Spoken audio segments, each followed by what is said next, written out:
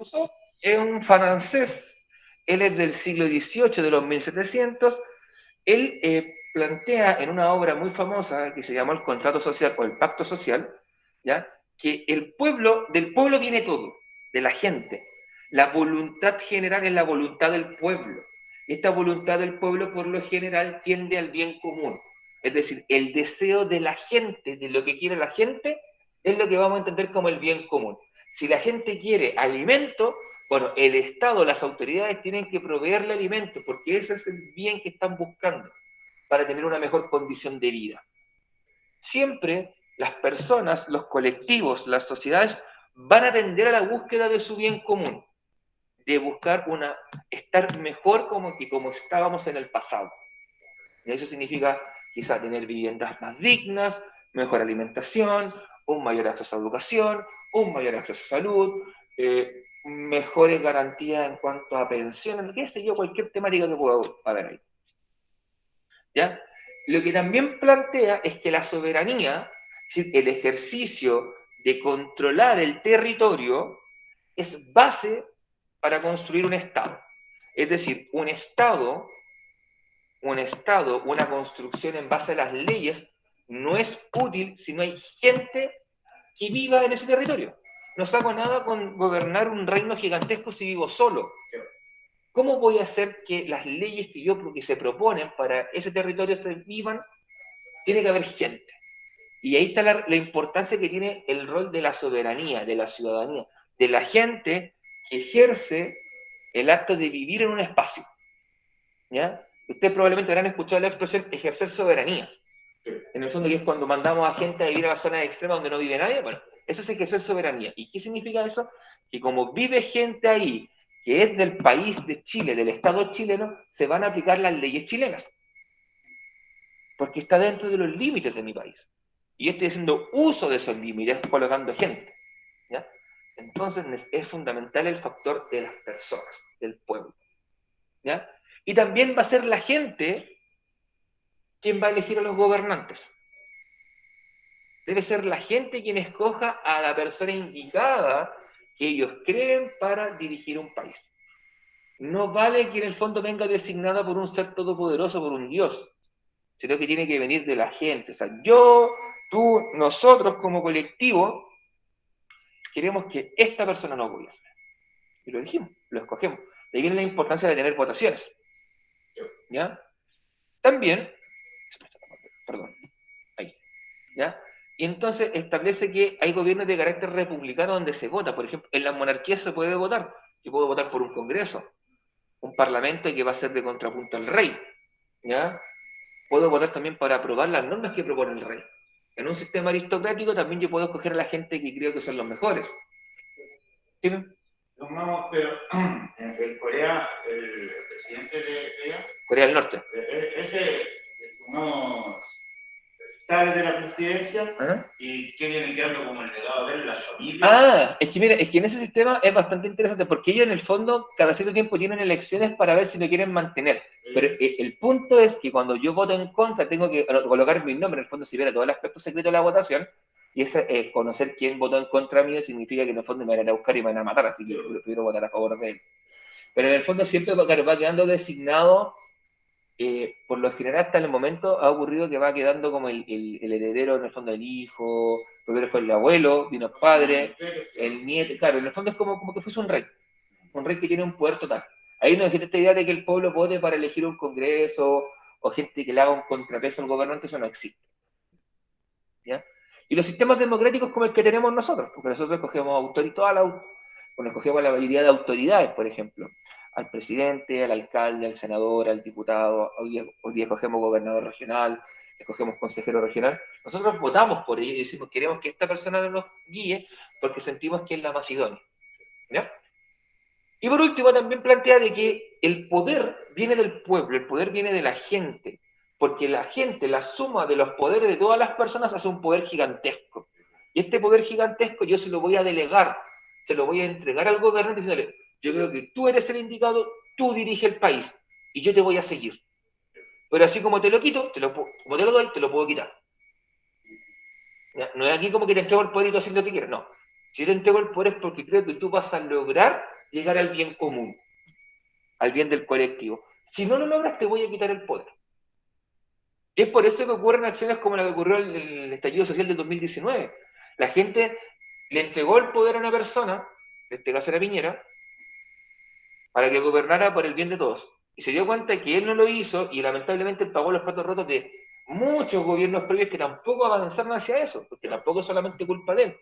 Esto viene desde los 90, de que la clase política, que nosotros decíamos, esta persona es la indicada, no daba respuesta a las necesidades de la gente.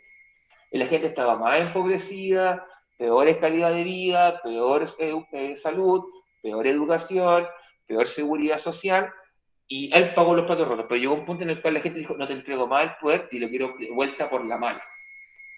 ¿Ya? De hecho, Rousseau plantea que el hombre es bueno por naturaleza, el hombre nace bueno, ¿ya? Pero que cuando entra en contacto con la sociedad el hombre se corrompe, en el fondo aprende los vicios del ser humano. Aprende las cosas malas, en el fondo. Aprende que se puede robar, que se puede mentir, que se puede matar, en el fondo, todas esas cosas negativas. Por lo tanto, Rousseau plantea de que es necesario establecer límites para que esta persona que se corrompe no se siga corrompiendo más y no actúe por su cuenta y genere como el despelote, genere el caos. Así que establece que se hace necesario el pacto social o el contrato social, que son las leyes que se crean con el fin de normar nuestra vida en sociedad. Es por eso que nosotros no podemos salir a la calle con un machete a pegarle la puñalada a la primera persona que veo, porque me miró feo, ¿ya? Porque sé que tengo una consecuencia y la consecuencia es grave. Y ese es el contrato social, son esas leyes, esas normas que nos van a regir y que van a decir, ok, usted es un ciudadano de acá, puede hacer esto, pero esto no lo puede hacer. Y si usted hace esto que no se puede hacer, va a recibir un castigo. Y el castigo va a ser proporcional a la falta. O sea, si botaste un papel al suelo, ya, quizás un llamado de atención, una multa. Si le pegaste un charchazo a tu pareja, va a ser más complejo. Si robaste un banco, va a tener un castigo. Si además de robar el banco, mataste a los guardias, va a ser otro castigo. Y eso es lo que te va a establecer. ¿Ya? Luego, Montesquieu escribe un libro, que este es el cuarto autor que vamos a ver, que escribe un libro que se llama El espíritu de las leyes.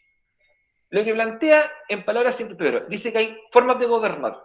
Hay formas que tienen un carácter republicano, otras que tienen un carácter monárquico de realeza, y otras que tienen un carácter despótico. El déspota, por lo general, gobierna en base al miedo. Aquí voy a que temor dos veces, pero te lo borrar un temor. De hecho, esto era así. ¿Será? A ver si lo puedo arreglar acá.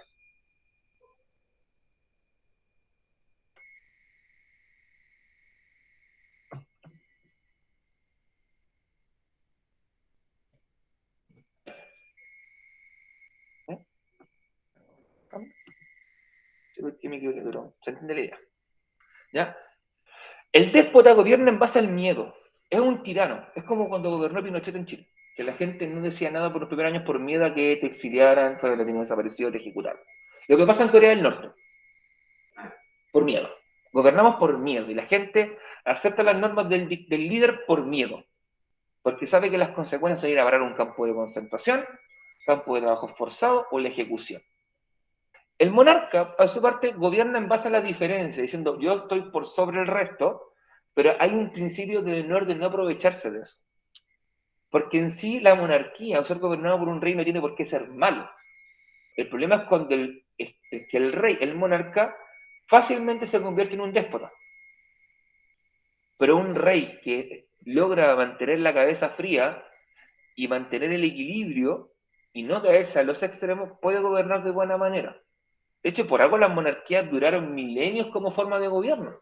Si de hecho yo miro la historia de la humanidad, la norma en lo común en la monarquía, las democracias o las repúblicas son excepciones a la regla.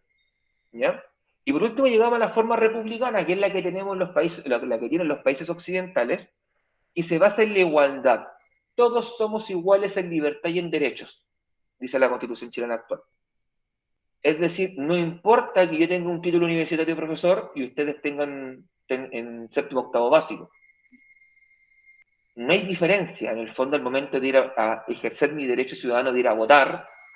No hay una diferencia en cuanto vayamos a un tribunal de justicia. No va a importar de que yo tenga un título de profesor y tenga más años de educación que ustedes, por ejemplo. Eso no va a importar en el momento. Porque frente a la ley todos somos iguales. ¿ya? Y eso es parte de la virtud republicana. Eso es la teoría, ¿ya? Recuerden que siempre esto lo estamos viendo desde la teoría, no lo estamos viendo tanto eh, desde la realidad práctica, porque sabemos que en la realidad práctica las cosas cambian, o sea, el dinero mueve montañas, ¿ya? Una buena cantidad de millones de pesos hace pasar, no sé, un accidente de tránsito con resultado de muerte a un homicidio involuntario, así que cambian mucho la figura, ¿ya? Entonces, tenemos esas tres formas según Montesquieu y tendemos que tender hacia la republicana. Tendemos que tender hacia una forma de gobierno en la cual nosotros podamos escoger a nuestras autoridades y todos podamos optar a ejercer un cargo en ese elemento. De hecho, los requisitos en Chile son bastante pocos. O sea, principalmente te piden ser mayor de edad, no haber estado condenado por pena efectiva, no tener una pena de cárcel y tener cuarto medio. En algunos casos octavo básico. No te piden más allá de eso. No, si no, no es que te exijan mucho, no te exigen título universitario, no te exigen nada para el estilo. De hecho, por eso, imagínate, la Virginia Reginato, ¿cuántos tiempos faltan sin haber terminado la educación? Y después, mágicamente, 12 años los terminó en uno. Sí, pues. De hecho, piensa que hay candidatos presidenciales que no terminaron, o sea, estuvieron en la universidad, pero no terminaron su carrera. Por ejemplo, Gabriel Boric llegó al último año, pero no egresó ni se tituló de abogado, por ejemplo. Eso no te hace ni mejor ni peor candidato. ¿Cuántos congresistas hay que mintieron en su formación académica y colocaban que eran, no sé, pues, por ejemplo, licenciados en historia y llegaron hasta tercer año de historia y ni siquiera terminaron la carrera? ¿Cachai? O sea, en el fondo, el hábito no hace al monje. En el fondo, tener una mejor formación académica no te va a hacer un mejor candidato, un mejor gobernador. Porque a veces mucho tiene que ver con una habilidad de otro estilo, de conocer los problemas de la gente. ¿Ya? Y en cuanto al poder, Rousseau plantea que el poder corrompe a la gente. Cuando tú te ves en una situación de poder, tiendes a aprovecharte de ese poder y a abusar de ese poder. Por lo tanto, se hace necesario tener contrapesos, un equilibrio, ¿ya? Y es por eso que en Chile existen los poderes del Estado, el Ejecutivo, el Legislativo y el Judicial, y no solamente uno se preocupa de todo, porque sería demasiado poderoso, ¿ya? El Ejecutivo se preocupa de la administración pública, de que el Estado funcione día a día, el Legislativo de toda la temática referida a la creación de leyes, modificación, eliminación de estas, y el Judicial tiene que ver con aplicar los códigos de justicia, ¿ya? Así que eso es lo que plantea, y de hecho todo lo que te he hablado ahora sigue vigente hasta el día de hoy. Los sistemas funcionan bajo esta lógica.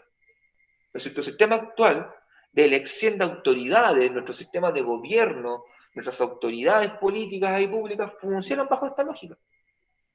Es por eso que siguen tan vigentes y se siguen estudiando, ¿ya? Ahora, sobre la democracia, que era el tema que nos quedaba por ver. La democracia significa, es una forma de gobierno, así se define, una forma de gobierno en la cual el pueblo tiene el poder. Demos es pueblo, gracia es poder. El pueblo tiene el poder, el pueblo es quien toma las decisiones, ¿ya? Es el pueblo quien toma las decisiones en un sistema democrático, ¿ya? Somos nosotros quienes escogemos al presidente. O sea, en el fondo tenemos esa capacidad de elegir. Evidentemente, nosotros no podemos votar cada ley. No somos una democracia directa al estilo de los suizos, ¿ya? Sí, de hecho lo vamos a ver más adelante. Nosotros tenemos una democracia, le digo al tiro, nosotros tenemos una democracia semidirecta. Es decir, generalmente lo que escogemos son representantes, pero hay instancias, por ejemplo, como en el plebiscito, donde nosotros tuvimos la palabra final. Nosotros decidimos si queríamos una nueva constitución o no. Fue la gente la que fue a votar. No fue el Congreso quien dijo, no, si estamos de acuerdo. Se les dijo, ok, vayan, voten. Ustedes tomen la decisión. Hay países donde existen los referendos revocatorios. Acá en Chile también, pero nunca se han usado para sacar a una autoridad.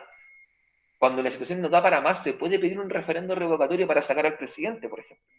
Y la gente vota para sacar al presidente. También es parte de una democracia semidirecta. O sea, hay varios tipos de democracias, no todas son iguales. Pero sí el núcleo que tienen es que se entiende de que el poder reside en la gente. Y al residir en la gente es ella quien toma las decisiones. Pues ella quien escoge los representantes que van a tomar las decisiones. ¿Ya? Y la principal forma, pero no es la única, de participación es el voto. ¿Ya? Porque también en un sistema democrático yo puedo participar haciendo una manifestación, cortando una calle, iniciando una huelga, tomándome un edificio público. Son cosas que están consagradas en la ley y que se pueden hacer, ¿ya? De hecho, por ejemplo, formar un partido político, llamar a una persona a una convocatoria en la plaza, ¿qué me cuesta? Meterme a Facebook, colocar convocatoria en la plaza para gritarle improperio al presidente, ¿cachai? Y la gente llega con carteles y empezamos a cantarle al presidente, a empapelarlo a garabatos. O sea, eso es parte de la democracia también.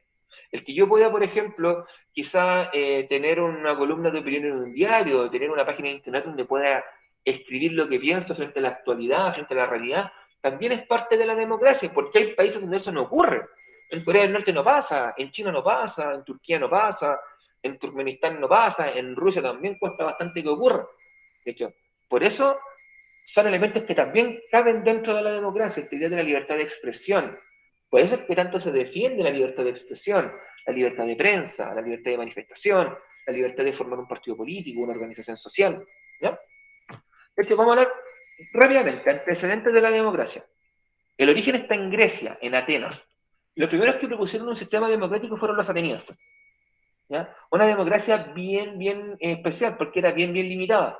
Solamente participaban varones, mayores de edad, que tuviesen una propiedad, que tuviesen un esclavo, ¿ya? Se establecían ciertas... Sí, en esta época existían los estados, era normal. ¿Ya? En el fondo, había ciertas limitantes, pero eso en el fondo ampliaba igual el número de manera importante que solamente fueran los más acomodados. ¿Ya? En Roma surge esta idea de los cargos públicos, las magistraturas romanas, ¿ya? Y además un sistema de gobierno donde los ciudadanos participan en la discusión pública, ¿ya? En el fondo se te invita a conversar, se te invita a dar respuesta, a buscar una solución, ¿ok?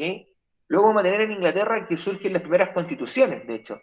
La primera constitución inglesa del siglo XVII, si descontamos la Carta Magna del siglo XIII, ¿ya? Pero donde se establecen las normas ya básicas del funcionamiento de un Estado. Se establece, por ejemplo, la existencia de un contrapeso que va a ser el Parlamento, ¿ya? Y lo fundamental acá es que por primera vez se crea un documento escrito, hay un documento que diga Constitución. Y ahí se establece qué tipo de gobierno vamos a tener, qué autoridad vamos a tener, quién va a ser el jefe de Estado, quién va a tomar las decisiones en caso de guerra. Todo eso se va ordenando en el fondo el funcionamiento del territorio, ¿ya? Luego tenemos un salto con Estados Unidos, que ya es una experiencia más cercana, era en la década de 1770 y 1780, cuando ocurre la guerra de independencia de los Estados Unidos y los Estados Unidos se declaran como una república, ¿ya? También pues, hay una constitución de por medio, hay un ejemplo a seguir para las colonias americanas de cómo nos vamos a independizar. Se elige presidente cada cierto tiempo, se elige un congreso cada cierto tiempo, y son elementos que van sumando. Hasta que al final vamos a llegar con los ideales de la Revolución Francesa como libertad, igualdad y fraternidad. Que son los principios que prácticamente son la hoja de ruta de todas las constituciones de Occidente. Siempre va a estar en la base de ellas la idea de que todos somos iguales, de que todos somos libres, de hecho nacemos libres en libertad y en derecho, y también va a estar la idea de la fraternidad, de que todos somos parte de este territorio. La fraterno viene de la figura, frater viene de pater, de padre, en el fondo, de patria. En el fondo, todos somos miembros de esta familia, que es el país. ¿Ya? Aquí nadie va a quedar excluido, per se. Si tú te quieres excluir por tu cuenta, ya es otro tema, pero por lo general siempre te vas a tener que mover dentro de este sistema. Y eso es lo que da forma, en el fondo, a nuestra democracia actual. Nuestra democracia actual fue tomando la idea del concepto de democracia con votaciones, con cargos públicos que se eligen, donde los temas de discusiones son públicos para todas las personas, donde se escribe una constitución que va a ser el texto fundamental, la ley fundamental que va a dar forma al resto de las leyes, con elecciones periódicas de autoridades y con estos principios de libertad, igualdad y fraternidad, construyen nuestros estados actuales. Todo lo que te he hablado está presente en el estado chileno actual, en los estados occidentales actuales. Ahora, la democracia directa solamente se da en Suiza, porque Suiza tiene un sistema bien particular de cantón y funciona lógica bien descentralizada. La democracia directa establece que el ciudadano vota cada decisión que se desee tomar.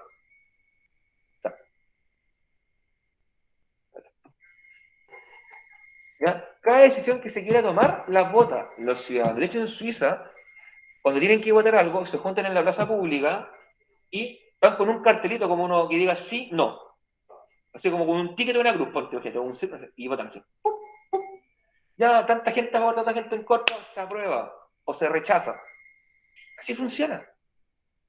Y de hecho, ellos prácticamente todas sus decisiones las votan ellos, salvo temas bien específicos. Por ejemplo, defensa, que afecta a todo el país, se vota en un congreso más bien a nivel país. Ahí funciona el congreso, el poder legislativo. Pero decisiones como más locales, como por ejemplo la educación pública, la salud pública, los servicios de aseo, vamos a reciclar, no vamos a reciclar, vamos a ser eco-friendly o no eco-friendly, vamos a tener turismo, no vamos a tener turismo, eso lo vota la ciudadanía. ¿Ya? Y además de eso eligen las autoridades que nos van a representar esos temas grandes, como por ejemplo el presupuesto del país total, la defensa del país, esos temas los votan a nivel sus representantes, a los congresistas que ellos eligen. ¿Ya? Solamente se aplica en Suiza porque tiene un sistema bien especial de distribución y organización del territorio que le permite llevarlo a cabo. Además que sería muy engorroso. Por ejemplo, en países grandes sería súper engorroso desarrollar este sistema. Así que solamente funciona en países chiquitos. Eso es un país relativamente chiquito y con el sistema que está distribuido de cantones, lo hace que sea más chiquito todavía, más aplicable. Y es por eso que a ellos les funciona tan bien. De hecho, fíjate que acá hay una noticia donde dice Suiza vota en referéndum para mantener el sistema de salud privado. ¿Ya? Y esto lo votó la gente. La gente votó si quería mantenerse con su sistema de salud privado. No es que las autoridades políticas lo votaran. No es que lo eligiera el Congreso, lo dictaminara el presidente. Se le preguntó a la gente. Y la gente en este caso fue a la urna de votación y votó. Y dijo, ¿sabéis qué? Queremos mantener nuestro sistema privado. ¿Por qué? Porque no es cómodo, no funciona bien, lo podemos pagar, listo. Chao. De hecho, fíjate que dice que hay aproximadamente 600 compañías aseguradoras que ofrecen pólizas por un valor mensual que oscila entre los 300 y 400 dólares. Sácalo por 800, 8 por 3, 24, 8 por 4, 32. Ahora no me falla. Se pagan como entre 280 y 320 mil pesos en salud. Pero el costo de vida en Suiza es mucho más, o sea, el sueldo en Suiza es mucho más elevado, por lo cual ese monto no es tan absurdamente grande como sería acá. ¿Ya? Eso te demuestra en el fondo un tipo de democracia que solamente se aplica en un lugar del mundo, pero que existe, y que es la democracia más pura, en el fondo es el modelo más ideal. ¿Ya? Luego hay un sistema que es semidirecto, donde lo que ocurre es que principalmente el pueblo escoge representantes. ¿Ya? Representantes, los congresistas, por ejemplo, los parlamentarios, los gobernadores regionales, los consejeros regionales, se escogen ese tipo de figuras. ¿Ya? Pero hay excepciones. Hay excepciones donde la gente tiene la palabra final. Por ejemplo, en un plebiscito, se aprueba o se rechaza una ley. En este caso, nosotros aprobamos una ley transitoria para poder llevar a cabo la convención constituyente. Un referendo, se responde sí o no a una propuesta. Por ejemplo, sí o no a cambiar nuestro sistema de salud. Sí, no. ¿Ya? Y no hay, aquí en el fondo, ese se hace o no se hace, no es, ni siquiera es cómo se va a hacer. ¿Ya? Es como hay que tomar la decisión. ¿Quiere o no quiere? La iniciativa popular es promover, proponer o sancionar o anular una ley. Eso en Chile no existe, por ejemplo. En Chile no existe esta idea de iniciativa popular o sea, existe la iniciativa popular, pero no bajo esta lógica de quizás llamar a una votación, pero sí yo, como ciudadano, y si tengo, no sé, una junta de vecinos, la organización sindical donde yo esté, nos organizamos y creemos que es necesario, por ejemplo, que se construyan más multicanchas para poder jugar más a la pelota, yo puedo ir con esa carta, con firmas, con fundamentación, llevársela a mi congresista o al congresista de mi sector. Tome, aquí hay una propuesta del pueblo que quiere más multicancha. Pum, se la pasas. Y en el fondo ahí va, lo que va a ocurrir es que no sé si el congresista lo tomará en cuenta o no, pero de esa lógica funciona. Y la cuarta y la última es la revocación de mandato. La revocación de mandato tiene que ver con la destitución de una autoridad, que en el fondo es lo que yo hablaba de referendo revocatorio. ¿Ya? En el fondo yo podría destituir una autoridad. Si no está cumpliendo su función, yo podría decir, ¿sabes qué? No está cumpliendo la autoridad, no está cumpliéndolo, y presionar para que se llame una votación para que lo saquen del poder. ¿Ya? Esas opciones existen en una democracia semidirecta. Y Chile tiene una democracia semidirecta. Porque nosotros generalmente votamos para escoger una autoridad que nos va a representar en el Congreso, o en el Consejo Regional, o en la Presidencia, pero también tenemos situaciones específicas, ¿ya? En las cuales nosotros tenemos la palabra final, como fue en el plebiscito de querer generar una nueva constitución o no, como fue el plebiscito del 88 para si Pinochet se mantenía otro año o no, 8 años más o no, el plebiscito del 80, en el cual se votó si queríamos la constitución del 80 o no. O sea, esas instancias existen. Ese es el plebiscito del 88. ¿Ya? En una democracia indirecta, el ciudadano no toma ninguna decisión y solamente escoge autoridades. ¿Ya? O sea, en el fondo no existen esas excepciones. Esa es una indirecta.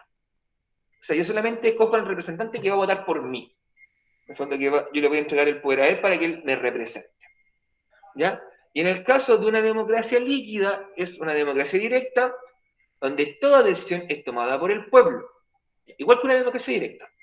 Pero, en caso de que yo no quiera votar, es el representante que yo escogí quien va a votar por mí. Por ejemplo, si yo no quiero votar en una ley, el congresista que yo escogí puede en el fondo rellenar mi voto. Y ese espacio lo va a ocupar su voto. Es una instancia que por lo general no se da mucho. Por lo general, en el sistema que más nos vamos a mover es en este. Es en el de la democracia semidirecta. La mayoría de los países tienen democracias de carácter semidirecto. Porque elige representantes, pero tiene estas situaciones excepcionales en las cuales puede tomar la decisión, o sea, la gente tiene que tomar la decisión final. Eso es como el sistema que más se ocupa en la actualidad. ¿Ya? Esta pregunta es formativa, y esto no tiene que ver, esto no es la pregunta esencial. Simplemente se la voy a presentar para que se den cuenta más o menos con qué tipo de preguntas tú te puedes encontrar referido a este tema. Dice, la protección de la vida y los bienes de las personas, función primaria del Estado, ha dado paso a la promoción y protección de los derechos humanos que se constituyen en la expresión social de la dignidad humana en los sistemas democráticos. Los seres humanos constituyeron, a partir de las revoluciones inglesa, norteamericana y francesa, un sistema de orden que se expresa en las constituciones de los estados, manteniéndose latente el ideal de estas revoluciones, que es la justicia y el Estado de Derecho, que se traduce en el imperio de la ley.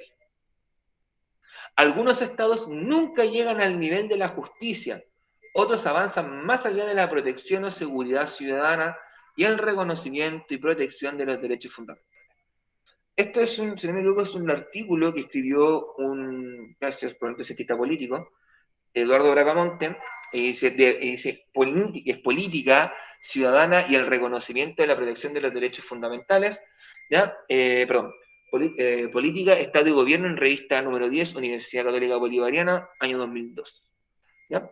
¿Cuál es la función primaria del Estado? Está textual, en la primera línea.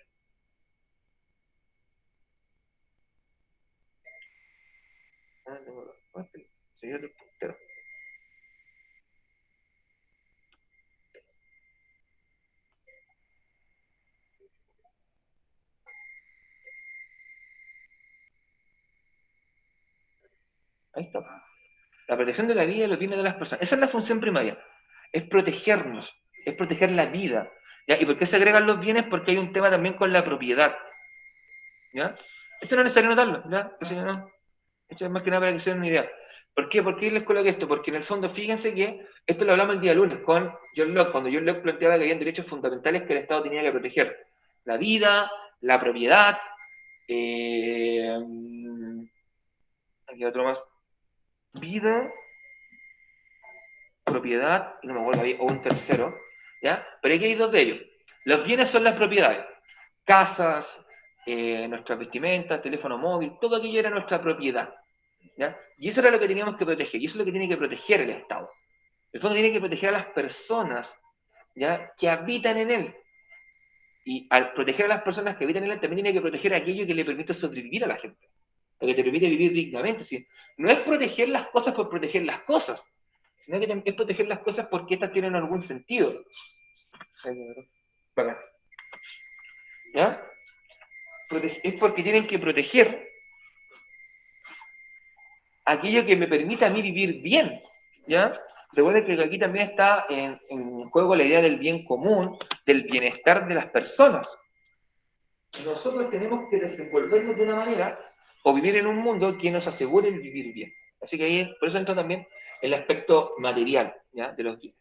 La pregunta 2 dice, ¿qué constituyen los seres humanos a partir de las revoluciones citadas en el texto? ¿Por qué si no me equivoco y apretó esta cuestión? Ahí.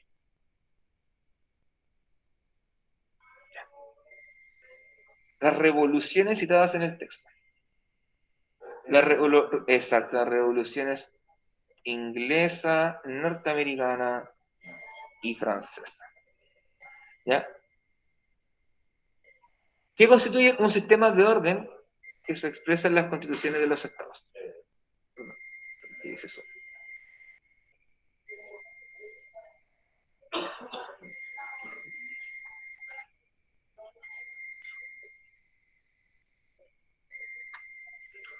Porque recuerden que los valores, por ejemplo, de generar una división de poderes del Estado, de tener una sociedad libre, igualitaria, donde todos seamos vistos como pares, ¿ya? Donde todos tengamos la misma posibilidad de acceder a un cargo, o donde tengamos la misma posibilidad de votar y que nuestro voto valga lo mismo, ¿ya? De que exista un contrapeso, de que no exista una autoridad con un poder total, es lo que asegura una constitución. Por eso las constituciones políticas, y lo vamos a ver probablemente ya en las últimas clases del año, que la constitución chilena establece que Chile es una democracia republicana, que tiene un gobierno unitario, que su máxima autoridad es un presidente, que se escoge cada 4 años, ¿ya? Que no puede ser reelecto inmediatamente, que los congresistas tienen una duración, que puede en 4 años los diputados, 8 años los senadores, que tienen determinado número de reelecciones que no se pueden perpetuar en el poder, porque si se perpetúan, comienzan a caer en los vicios de sentirse con demasiado poder, de sentirse intocables, porque ellos son personas como nosotros, tienen que sentirse como personas como nosotros. No pueden llegar a sentirse en una situación de superioridad netamente por el cargo que tienen. Y todo para evitar que ocurra todo eso, se establecen las constituciones políticas que establecen las normas, las reglas del juego, de cómo va a funcionar, cómo va a funcionar este país. ¿Ya? Y por eso se relaciona con el Estado, porque el Estado lo que hace también es procurar eso. El Estado está compuesto por las autoridades que administran un territorio, pero esas autoridades son personas y estas personas cambian en el tiempo. Por lo tanto, yo tengo que mantener las reglas claras durante todo ese tiempo para que el Estado funcione de buena manera. Y para eso es fundamental tener una constitución política, una regla fundamental. Y así es como se responde. Ahora bien, vamos a saltarnos esto porque esto de verdad era como, me viene una pregunta para invitarlos un poquito a pensar y me servía para profundizar algunos temitas que estuve hablando tanto el miércoles como hoy. Esta es la alternativa correcta. Esta es la pregunta esencial. ¿De qué manera los conceptos de Estado, nación, sociedad y democracia nos ayudan a construir una sociedad que integre la diversidad? ¿Ya? Para eso tienes que mirar los apuntes, Jaime. Métete a Classroom y mira los apuntes y ahí vas a poder en el fondo responder esto. ¿Ya? Así que muchachos, yo voy a dejar de grabar ahora y les voy a dejar el tiempo para que ustedes puedan trabajar en la pregunta esencial. ¿Ya?